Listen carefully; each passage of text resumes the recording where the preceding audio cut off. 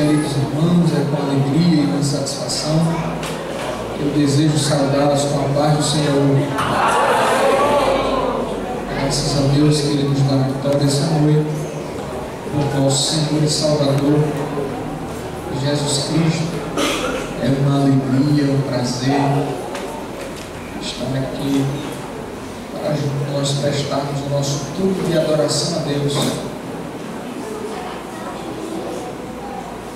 Prestamos o nosso culto racional, iremos oferecer, estamos oferecendo ao Senhor toda a honra que é devida ao seu santo e eterno nome. Graças a Deus, Deus seja louvado, Deus continue sendo agradecido nas nossas vidas. De coração, eu queria tornar públicos os meus agradecimentos ao pastor Queginaldo Barbosa. Muito obrigado, pastor Queginaldo, pela confiança, carinho, respeito. Eu louvo a Deus pela receptividade, a forma carinhosa pela qual todas as vezes que venho sou recebido com esse amor, com esse carinho. E eu falei para ele um certo dia que eu e o pastor Queginaldo foi amor à primeira vista. Eu só conhecia o pastor Queginaldo pelo programa Louvores Inesquecíveis, e no retiro desse ano, quando nos conhecemos, foi bater e ficar. Foi o amor à primeira vista. Então foi esse carinho que nasceu, foi esse amor em Cristo, né, pastor? Que Deus continue sendo exaltado na sua vida, na sua família também, tá bom? Deus continue sendo glorificado, que o nome de Jesus continue sendo glorificado na sua vida e na sua família também. Louvar a Deus também, de coração, com alegria também, que eu desejo agradecer a liderança da mocidade, na pessoa do irmão Gutenberg, nosso irmão Alan, nosso irmão Cleito, que são companheiros que sempre têm se lembrado de nós, que sempre têm nos indicado, sempre têm nos convidado. E eu me sinto honrado, porque um dia eu sentei onde Anderson está sentado ali, e hoje nós estamos aqui servindo a Jesus, adorando a Ele. E dia 26 agora, irmãos, dia 26 de junho de 2013, vai fazer 7 anos que eu me encontrei com Jesus. Vai fazer 7 anos que eu entrei as portas dessa igreja e sentei no último banco da igreja ali, irmãos. Eu me lembro como se fosse hoje. O pastor Taí levantou a igreja e começou a fazer um convite. Quem nessa noite quer decidir-se a Cristo? Eu não me contive, comecei a chorar, prantos. E eu disse: hoje eu quero mudar minha vida. Hoje eu não aguento mais essa vida que estou vivendo. Eu vim me encontrar com Jesus, e para a glória de Deus, já fazem 7 anos que a sua graça tem me sustentado, tem me colocado de pé. Eu louvo a Deus. E eu costumo dizer que Jesus pode me levar para onde Ele quiser me levar, porque Ele está no controle de todas as coisas. Mas essa igreja, a congregação das quintas, estará sempre no nosso coração, no meio da minha esposa. Vocês estarão sempre nos nossos corações, tá bom? Mas os que trouxeram a Bíblia Sagrada, abra por favor a sua Bíblia, o Salmo 43. Os que trouxeram o exemplar da Bíblia Sagrada, abra por favor o Salmo 43. Louvar a Deus também pela vida dos obreiros, o nosso companheiro aqui, nosso irmão Pedro, irmão Salomão, irmão, todos os irmãos, né? Irmão Ronaldo, todos os obreiros. Que Deus continue louvando, Deus continue sendo exaltado na vida de vocês e na toda a igreja também. Salmo 43, versículo 4. Os irmãos acharam, podem dizer um amém? Amém. Então vamos passar ali. Então irei ao altar de Deus, Deus que é a minha grande alegria. Ao som da harpa te louvarei, ó Deus, Deus meu. Eu vou repetir. Então irei aonde, irmãos? Ao altar de Deus. Aonde? Ao altar de Deus. Só mais uma vez, aonde? Ao altar de Deus. De Deus que é a minha grande alegria. Ao som da harpa te louvarei, ó Deus, Deus meu. Amém? Amém? Amém. Queridos, vasos prontos, vida no altar. Essa frase afirmativa essa frase expositiva que expõe, que afirma. Aqui está inserido 2 subtemas nessa frase. Esse tema escolhido por vocês como tema da conferência de jovens desse ano: vasos prontos, vidas no altar. E aqui há 2 subtemas inseridos dentro desse contexto: vasos prontos e a vida no altar. São 2 temas que andam na mesma direção, em sentidos iguais, porque não tem como eu ser um vaso pronto sem ter vida no altar, e não tem como eu ter vida no altar sem ser um vaso pronto. Eu queria falar nesta noite um pouco sobre altar. O que está inserido? Qual o propósito do altar na Bíblia Sagrada? E quando nós falamos de altar, na língua portuguesa você vai ver que no dicionário Aurélio, altar significa uma mesa de religião, né? Uma mesa que é oferecido sacrifício em qualquer religião. É um lugar destinado a um sacrifício. No original a palavra altar significa misebache, lugar de sacrifício. Aí vem as variantes: lugar de imolar, lugar de matar, lugar de tirar vida, né? Lugar de sacrifício. Nós vamos ver, quando de cara nós fazemos duas primeiras observações acerca de altar.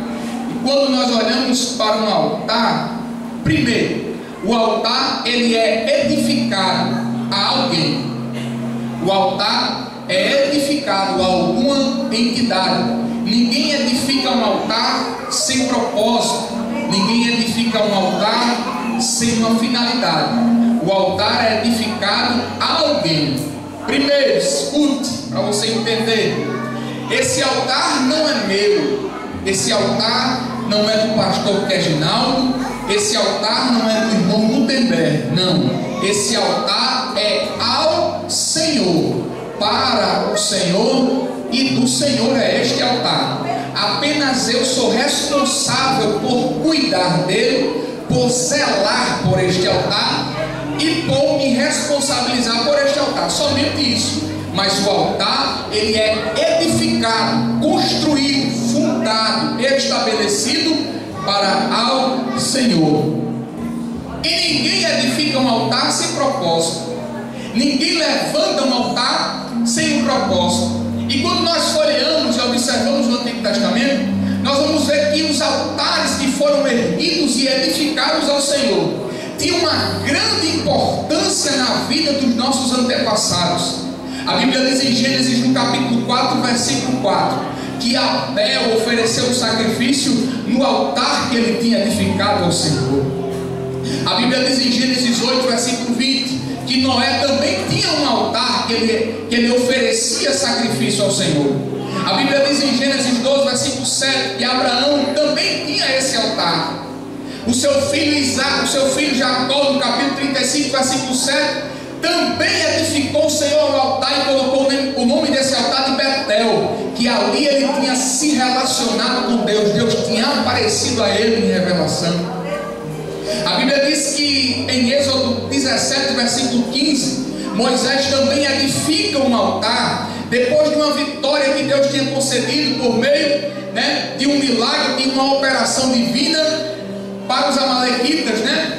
Todos nós conhecemos essa história. E a Bíblia diz que Moisés edifica um altar ao Senhor e põe o nome desse altar de Jeová Nissi. O Senhor é a minha bandeira. Então altar na Bíblia nós vamos ver, primeiro, que altar existe alguns propósitos, existem alguns objetivos. Quando nós edificamos um altar, ele é edificado com uma finalidade, com uma razão, com uma motivação, né? Primeiro, no altar é lugar de gratidão a Deus. Altar é lugar de gratidão. Olha para a pessoa que está ao teu lado, permita-me, autorize-me a fazer isso. Olhe para ela e diz: irmão, altar. Diz assim: altar é lugar de gratidão a Deus. Gênesis 8, versículo 20. A Bíblia diz que a primeira coisa que Noé fez quando saiu da arca, depois de ter passado 40 dias lá, Noé não foi pegar a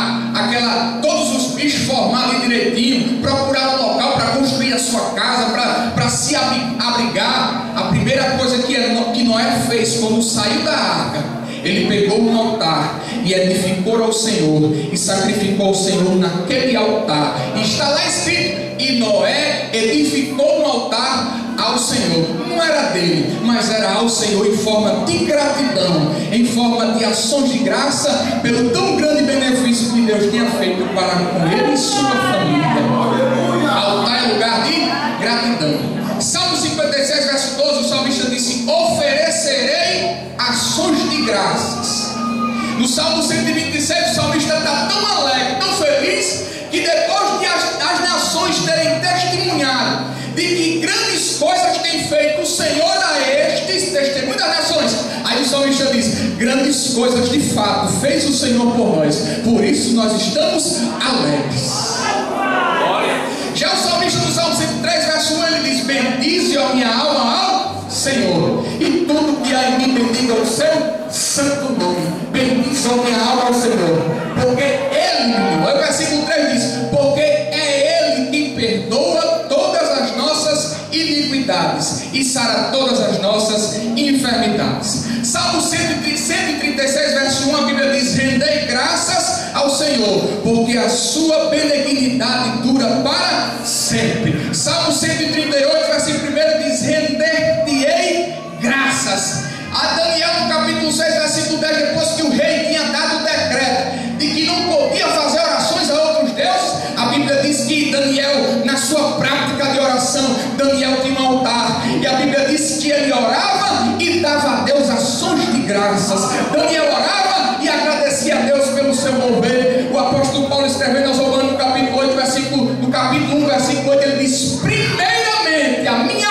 primazia eu agradecerei e oferecerei ações de graças ao Senhor. Quando nós observamos o Novo Testamento, nós vamos ver em Lucas 7. Lucas 7, versículo 11. A Bíblia diz, irmão primeiro, que Jesus estava andando e aparece de longe aparece a Jesus 10 leprosos. E a frase, o clamor, e como eles rogavam era: Senhor, mestre, tem misericórdia de nós. Jesus pega, olha aquela cambada de leprosos e diz: ei, vão apresentai-vos ao sacerdote, porque era o sacerdote, segundo a cultura, que era o sacerdote que testificava e dava autenticidade à cura dos leprosos, né? Então, a cultura diz que um leproso, não podia andar perto de uma pessoa pura, só podia andar junto com outro leproso. Por isso que aqui tinha um grupo de 10, eles só andavam juntos, só andavam os leprosos. E quando uma pessoa pura chegava para se aproximar dele, eles diziam: impuro, impuro, não chegue perto de mim, porque segundo a lei, se você tocar em mim, você vai ficar impuro também. Jesus disse: vá até ao sacerdote, se apresente a ele. Quando eles estão indo no caminho, quando eles olham para as peles deles, vê que estava igual a pele de uma criança dessa recém-nascida. Estavam todos sãos. Aí a Bíblia diz que apenas um voltou, se jogou aos pés de Jesus e agradeceu a ele pela tão grande bênção que Jesus tinha feito em sua vida. Jesus pergunta e diz: ei, mas eu contei antes, tinha 10, e cadê os outros 9? Aí o leproso disse: Jesus, dos outros 9 eu não sei, eu sei que eu tenho um altar na minha vida, e altar é lugar de gratidão. Estou vindo aqui, Jesus, te agradecer pelo tão grande feito, estou aqui te agradecendo pelo tão grande livramento, pela tão grande bênção. Eu ia continuar nessa miséria, eu ia continuar nessa por muitos anos, mas eu me encontrei contigo e você me curou. Eu estou aqui para te agradecer, Jesus. Eu estou aqui para te oferecer ações de graças. Altar é lugar de gratidão, irmão. Em 1 Samuel capítulo 7, a Bíblia diz que os filisteus estavam vindo de encontro aos israelitas. E a Bíblia diz que Samuel, diante daquela má notícia, os filisteus dominavam o metal, irmão. Eles eram especialistas no metal, eram homens preparados para a guerra. Não ia sobrar nada de Israel para contar a história.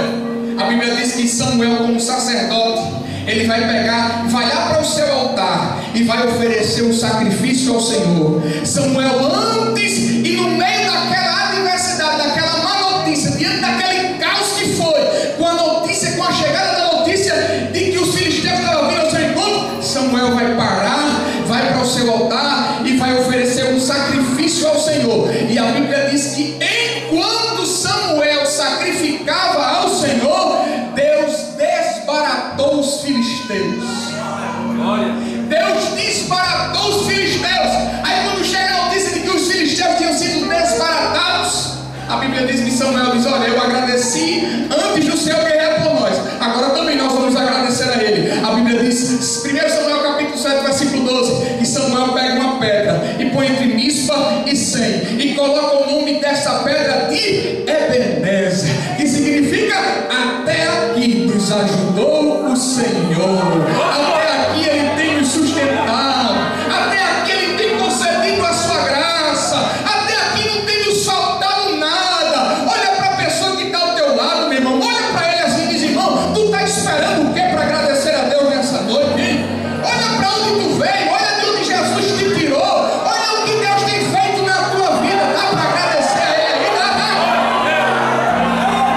altar é lugar de gratidão a Deus, altar é lugar de ação de graça, altar é lugar de oferecer sacrifício de gratidão e dizer: Senhor, eu te louvo. Está faltando tudo, mas eu te louvo. Jesus, está difícil, está perrentar, mas eu estou aqui no altar da minha gratidão, estou te agradecendo. Eu estou com minha vida no altar, eu estou agradecendo a ti, porque altar é lugar de gratidão. Segundo, altar é lugar de relacionamento, altar é lugar de comunhão. A Bíblia diz que Abraão edificou um altar em Gênesis 7, Gênesis 12, versículo 7, porque o Senhor tinha aparecido a ele, conversado com Abraão. Ele disse: vai edificar um altar ao Senhor, porque aqui vai ser o lugar onde Deus vai se relacionar comigo. Aleluia. Altar é lugar de relacionamento com Deus, altar é lugar de comunhão com Deus. O apóstolo Paulo, escrevendo aos Coríntios, na sua primeira epístola, no capítulo 1, versículo 9, ele diz: porque fostes chamados à comunhão do seu Filho. Nós somos chamados para a comunhão com o seu Filho Jesus Cristo. E eu não sei para que eu fui chamado. Eu entrei, eu aceitei Jesus, eu me converti, mas eu não sei qual é o meu chamado. Vai saber hoje. Seu chamado foi para a comunhão com o Filho de Deus. E quando nós falamos de comunhão, irmão, não tem como falar em João. Não tem como nós não falarmos do apóstolo João. A Bíblia diz, irmãos, que quando Jesus ele ia sentar à mesa, a mesa de hoje em dia é diferente da mesa dos judeus antigamente. A Bíblia diz que a Bíblia diz que João sentava e esperava primeiro Jesus sentar. Quando Jesus sentava à mesa, aí João: opa, para aí, aqui é o lugar do lado dele. Aí eles sentavam com a perna assim para trás, porque não tinha como colocar as pernas embaixo da mesa, porque era baixa a mesa. Sentava com os pés para trás. Aí João fazia: sabe o que, irmão? Aí ficava fácil demais ele colocar o ombro na cabeça de Jesus. E diz a Bíblia que ele colocava a cabeça no ombro de Jesus. Eu fiquei tocado com isso. Eu disse: Jesus, por que João? Só João que tinha essa mania. Porque só João tinha isso, Jesus, de colocar a cabeça dele no teu ombro. Por que isso, Jesus? Aí Jesus falou comigo, Jesus falou no meu coração e disse: meu filho, sabe por que ele fazia isso? Porque João dizia assim: oh Jesus, como eu queria ouvir as batidas do teu coração. Quando João colocava a cabeça no ombro de Jesus, João estava dizendo, sem palavras, João estava dizendo: oh Jesus, como eu quero ouvir as batidas do teu coração, Jesus. Como eu quero ouvir o que está se passando neste coração. E Jesus, como onisciente, conhece o coração de João. Aí a Bíblia diz, irmão, que anos se passam para você testificar e para você de fato acreditar nisso. João era um dos que mais tinha intimidade com Jesus. Quando Jesus vai até o monte para se transfigurar, Jesus leva quem? Leva 3. Quem estava no meio? João. Quando a Bíblia Jesus chama 3 para ir até o Getsemane orar e angustiar-se com Deus. Quem estava no meio? João estava no meio. Todos os particulares de Jesus, João estava lá no meio. João João fazia questão de estar ao lado. E a Bíblia diz que anos se passam, anos se passam. Jesus morre, ressuscita, é assunto aos céus. Anos se passam, a igreja dá início, a igreja vai crescendo. E agora João está exilado na ilha de Patmos. João agora está exilado em uma ilha cheia de cobras, cheia de animais peçonhosos. Eu acredito que Deus vendo João lá de cima, Jesus olhando para João, e ele olha assim e diz: João, lembra, João, daquela vez que você colocava o seu ombro assim, o seu peito no meu ombro, você colocava a sua cabeça assim no meu peito, e eu ficava só sondando o teu coração, e você queria saber o que se passava no meu coração, João? Não era? Era, Senhor, era. Pronto, João, agora vai se cumprir isso. A Bíblia diz que aparece um homem com olhos de fogo para João. Aparece um homem, quando ele olha para ver quem falava com ele, ele vê um homem, o filho do homem, no meio dos 7 cachos sai de ouro. Esse homem tinha uma veste branca que nem a mais alva neve conseguia ser tão branca. Aquele homem tinha os olhos como de fogo, capacidade de ver o que ninguém vê, capacidade de enxergar o que ninguém enxerga. Eu nunca esqueci, irmão, de uma frase dita neste púlpito pelo pastor Messias. O pastor Messias dizia, sempre ele dizia: Jesus vê uma formiga preta pequena numa noite escura embaixo de uma pedra. Jesus vê. Ele dizia: Jesus vê uma formiga pequena preta numa noite escura embaixo de uma pedra. Imagine eu e você. Olha o som como chama de fogo, capacidade de ver o que ninguém vê. Jesus se apresenta para João na ilha de Patmos. Só ele, Jesus, ele e Cristo. Aí a Bíblia diz que Jesus vai revelar a ele o que se passava no seu coração. Aí Jesus diz: tá aí, João, pega um livro, escreve as 7 cartas, escreve as igrejas que estão na Ásia. Agora eu vou te revelar o que vai acontecer. E João recebe a maior revelação de toda a história, o Apocalipse, o desvendamento das coisas futuras. Por que isso? Porque João tinha um altar, e altar é lugar de relacionamento com Deus. Glória a Deus. João gostava tanto de comunhão que as epístolas de João só falam sobre comunhão. Você quer saber mais de comunhão na Bíblia? Leia as epístolas de João. João escrevendo na sua primeira epístola universal, capítulo 1, versículo 6, ele diz: se dissermos que temos comunhão com Ele e andamos nas trevas, somos mentirosos e não praticamos a verdade. Mas se andarmos como Ele na luz andou, e tendo comunhão uns com os outros, aí sim o seu sangue nos purifica de todo pecado. Aí sim o seu sangue nos purifica de todo pecado. Altar é lugar de relacionamento com Deus. Altar é lugar de contato. A Bíblia diz que Jesus ele vai trazer, quando ele trata ele e a igreja, Jesus traz uma linguagem de um casamento entre um noivo e uma noiva. Irmãos, e quando você vai observar o relacionamento conjugal, quando você olha para o relacionamento conjugal, aqueles casamentos em crise, que tem uma crise, irmão, é bater e estar na lata. Algum dos cônjuges fez alguma coisa para o casamento estar em crise. Algum dos cônjuges fez alguma coisa para o casamento estar em crise, é ou não é? Se está em crise é porque um dos dois ou os dois fizeram alguma coisa. Mas no relacionamento entre Cristo e a igreja, só um pode causar essa crise, somente um, somos nós. Porque da parte de Cristo jamais ele vai querer uma crise entre você e ele. Tiago diz pelo contrário: olha, chegai-vos a Deus, e ele o quê?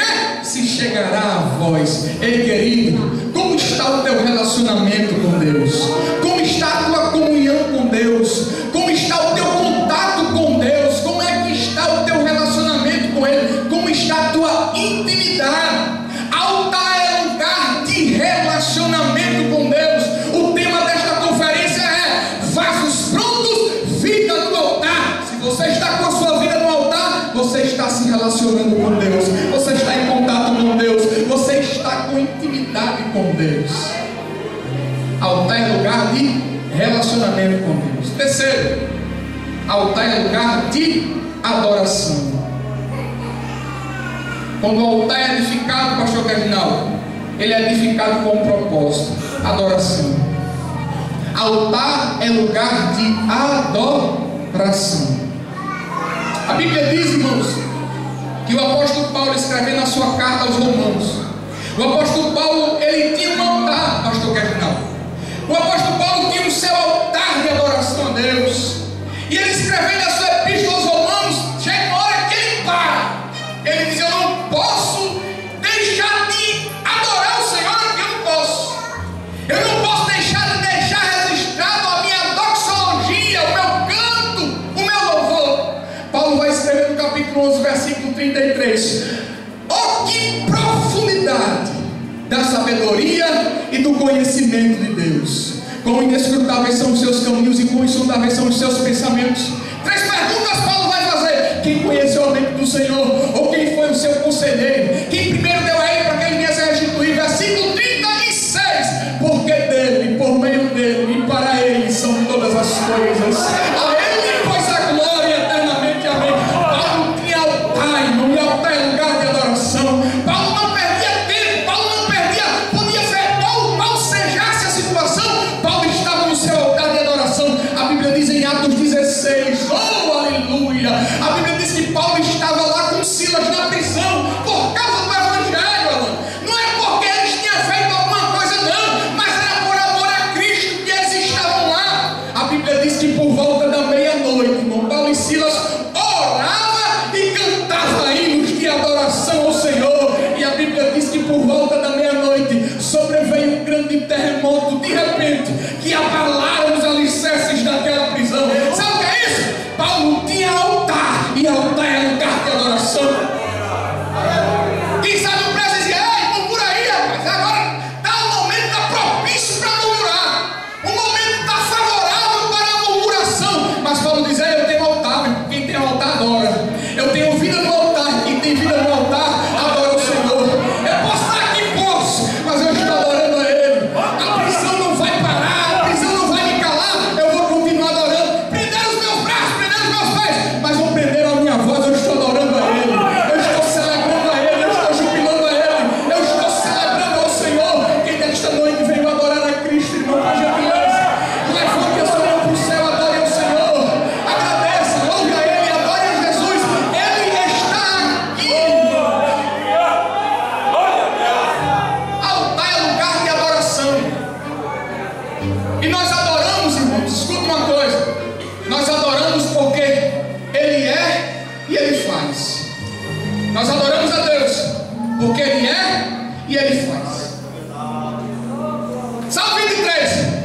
Ele é o nosso pastor, nada nos faltará. O que é que Ele faz? Ele nos faz deitar em verdes pastos, guia-nos mansamente a águas tranquilas. Salmo 46, Ele é o quê? Ele é o nosso refúgio e fortaleza. O que é que Ele faz? Ele faz cessar a guerra. Ele quebra tudo, Ele quebra o arco, corta a lança e quebra os carros de fogo.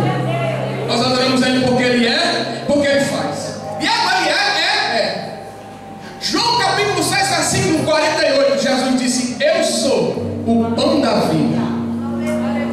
João 8, capítulo 8, versículo 12, Jesus disse: eu sou a luz do mundo. Quem me segue não andará nas trevas, pelo contrário, terá a luz da vida. João capítulo 10, versículo 9, Jesus disse: eu sou a porta. Quem entra por mim salvar-se-á, entrará, sairá e achará pastagem. João capítulo 10, versículo 11, disse Jesus palavras ditas por Ele: eu sou o bom pastor, e o bom pastor dá vida por suas ovelhas. João capítulo 11, versículo 25, Marta estava descabelada, doidinha, porque Lázaro tinha falecido há 4 dias. Jesus disse: Marta, eu sou a ressurreição e a vida. Quem crê em mim, ainda que esteja morto, viverá. Tomé estava sem caminho, pastor Reginaldo. Tomé estava sem norte para quem ia seguir. Jesus disse: Tomé, eu vou te mostrar o caminho. Eu sou o caminho, a verdade e a vida. E ninguém vem ao Pai se não for por mim.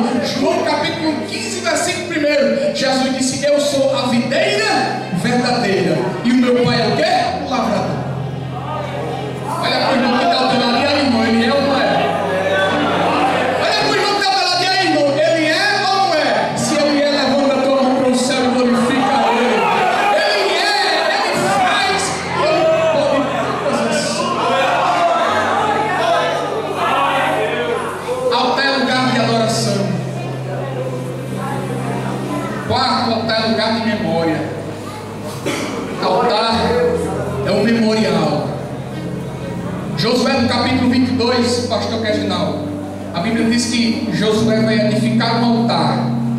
Ele edifica um altar, e põe o nome desse altar de Éden. E ele diz: esse altar vai servir de testemunho para todas as demais gerações de que existe um Deus em Israel. Oh, glória! Esse altar vai servir de memorial.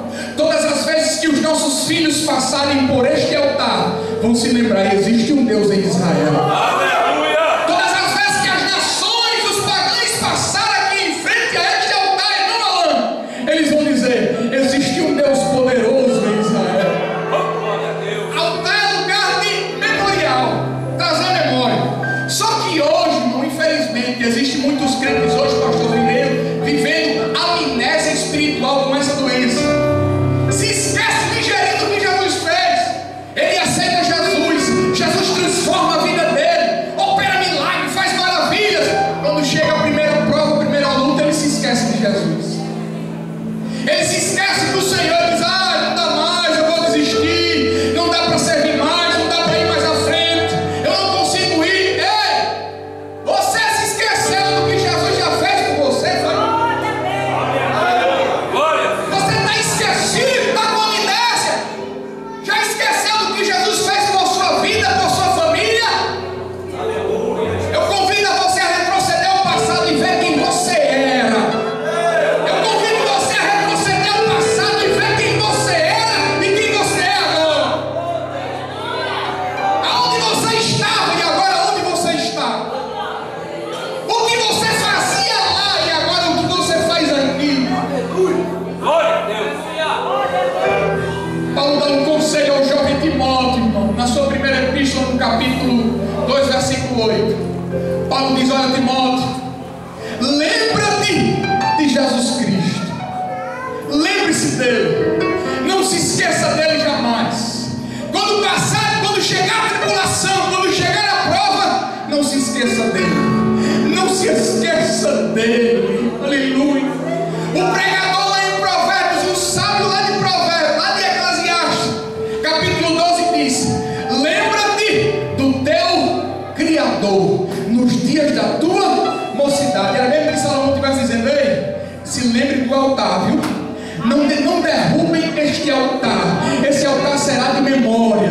Esse altar será um memorial. As pessoas vão ver. Você vai olhar para o passado e vai dizer: ele fez grandes coisas na minha vida. Ele operou maravilhas na minha vida. Ele fez grandes coisas. Ele me transformou. Ele cuida da minha casa. Ele cuida dos meus. Oh, glória a Deus! Tente lembrar, irmão, se alguma vez Jesus lhe abandonou. Tente trazer a sua memória. Eu lhe desafio a você dizer: uma vez Jesus me abandonou. É uma situação assim. Jesus me abandonou nesse dia. Eu duvido, é adoro. Dou um doce a você. Jesus nunca vai nos abandonar. Aleluia. Mas tem muito crente, pastor Reginaldo, que está com amnésia espiritual. Esquece rapidinho do que Jesus fez na vida dele. Mas nessa noite, debaixo da autoridade da palavra de Deus, toda doença que faz você esquecer, essa amnésia espiritual que está esquecendo, você está fazendo você esquecer-se dos feitos do Senhor, vai sair retirada agora em nome de Jesus. Vai bater em retirada em nome de Jesus Cristo.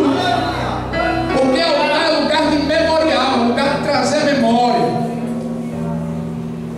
Agora escuta uma coisa, irmãos. Nós falamos aqui que altar é lugar de gratidão. Falamos que altar é lugar de relacionamento. Falamos que altar é lugar de comunhão com Deus. Que altar é lugar de adoração. E que altar é lugar de memorial, de trazer memória. Agora escuta uma coisa, irmãos. Eu já vou entrando aqui na conclusão dessa mensagem. Quando você olha para o altar, que você é responsável por ele, quando você olha para esse altar, você vai perceber algumas coisas. Primeiro, o teu altar pode estar com cinzas.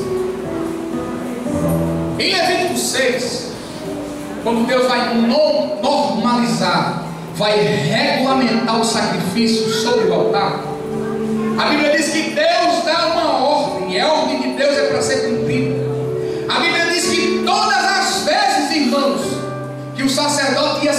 ao Senhor.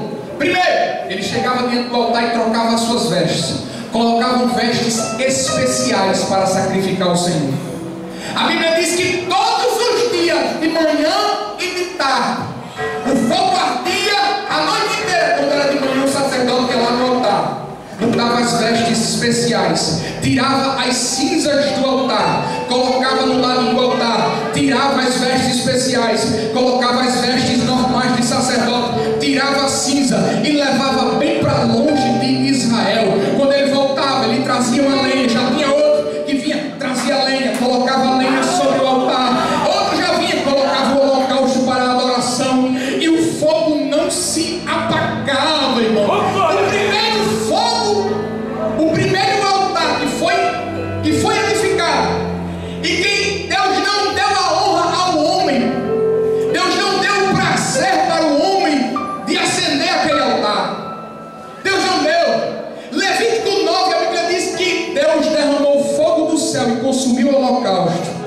Aí a Bíblia diz no capítulo 6, versículo 13: e o fogo arderá continuamente sobre o altar e não se apaga. Todos os dias o sacerdote tinha que vir andando. De manhã tirava lenha, de tarde tirava lenha, colocava lenha e tirava as cinzas. Todos os dias. A lenha de amanhã não serve para hoje. Olha para o irmão que está ao teu lado e diz: irmão, a ceia de ontem não serve para hoje, a lenha de sábado não serve para agora, não serve. Tem que tirar a cinza, colocar a lenha e oferecer novamente o sacrifício ao Senhor. Cinza de ontem não serve. Quando você olha para o seu altar, quem sabe o teu altar está com cinza. Faz tempo que você não vai lá no teu altar e dá uma limpada assim, ó. Quem sabe faz tempo. Tem crente aqui, pastor, que está precisando, sabe o que? Olha, pegar ali, varrer o seu altar, tirar as cinzas do altar, limpar o altar está todo sujo, tirar as cinzas do altar, colocar mais um pouco de lenha, colocar o sacrifício. Aí sim, meu filho, o fogo arderá continuamente sobre o altar e não se apagará.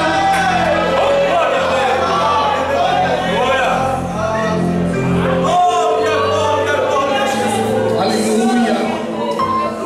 É preciso limpar o altar. Quando você olha para o altar, eu pedi, pode ser que o altar esteja com cinza, tem que limpar o altar. Se o teu altar tiver aldeia, tiver com cinza, aqui é onde chega, onde está mais crítica a situação. 1 Reis capítulo 18. Quando você olha para um altar, ou ele está sujo com cinza, ou o altar está quebrado. O cenário é Monte Carmelo. Os personagens são 450 profetas de Baal e o profeta, o único profeta Elias, ousado e destemido. A situação era o Deus que derramasse fogo do céu sobre o holocausto, sobre o altar. Esse era o Deus que Israel deveria servir. Ele está na cruzada do Carmelo. Todo Israel está diante do Monte Carmelo, olhando aquela cena. Os profetas de Baal começam, pastor Reginaldo. Historiadores dizem que eles passaram 6 horas orando e pedindo a Baal que Baal derramasse fogo do céu. 6 horas orando, pedindo. E a cultura e os historiadores dizem que eles se cortavam com pedras e gritavam e clamavam. Aí Elias olhava assim e dizia: rapaz, tem que gritar um pouquinho mais alto. Grita um pouquinho mais alto, porque quem sabe Baal está longe ou vocês estão clamando baixo demais. Grita um pouquinho mais aí. Chegou um ponto que ele disse: pronto, Elias, acabou, não dá mais não. Ninguém tem mais voz, ninguém tem onde mais para cortar, ninguém tem mais espaço aqui. Não, acabou essa situação, agora é a tua vez, Elias, agora é a tua vez. Pode ir lá, pra gente já deu. A Bíblia diz que Elias chama todo o povo. Agora vocês venham pra cá, agora minha vez chegou, pronto, agora sim, chama todo o povo pra cá. Quando Elias olha para o altar estava quebrado. Aquele altar simbolizava a nação de Israel. Aquele altar significava a situação apóstata vivida por Israel. Uma nação que se apostatou-se da fé em Deus para adorar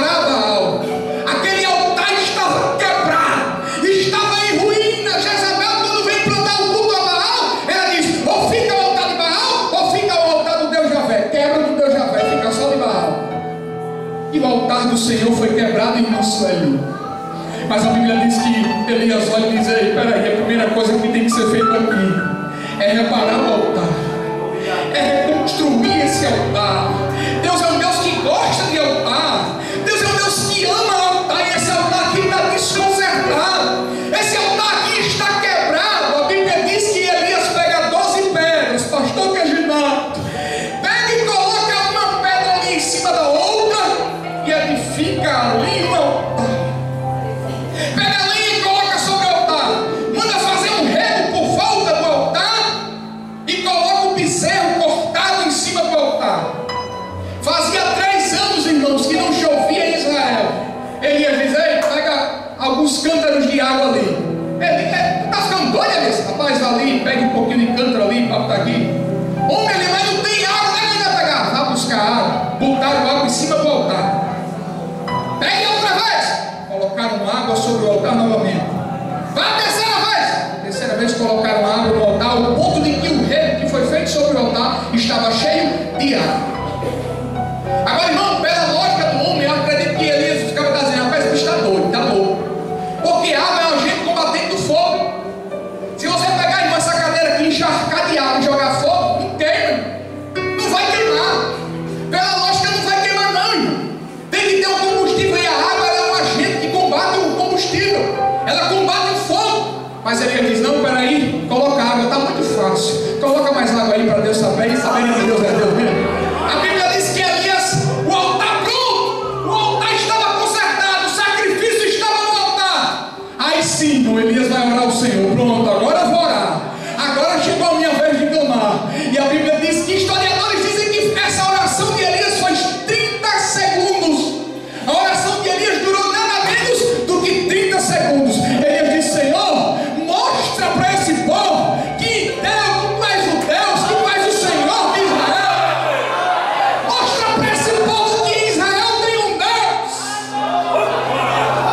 Quando Elias estava orando e clamando ao Senhor, Deus derramou fogo do céu sobre o holocausto, consumiu tudo, levou tudo, consumiu todo o holocausto, porque o altar estava reparado.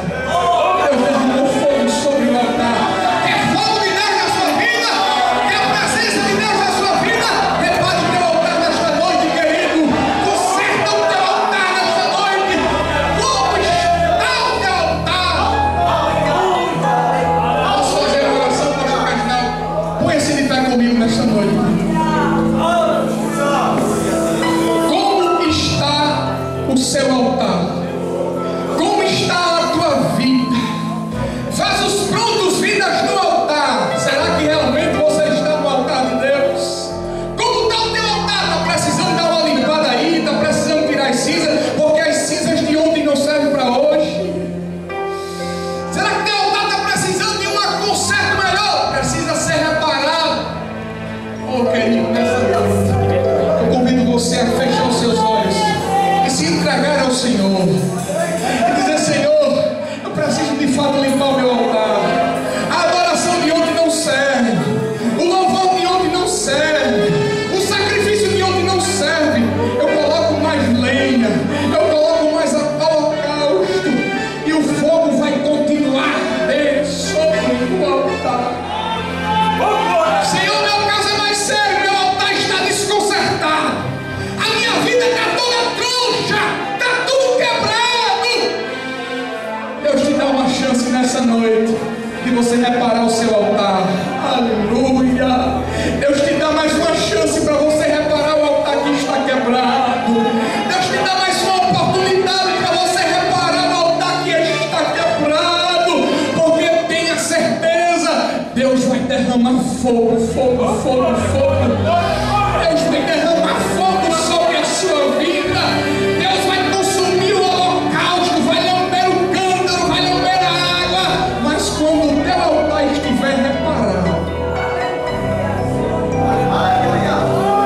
oh, querido Deus, oh Senhor Jesus, aqui quantas vidas estão precisando de um reparo no seu altar? Senhor, quantos estão aqui que estão precisando retirar as cinzas do altar, que já não te agradecem mais, que só faz pedir, pedir e não te agradece?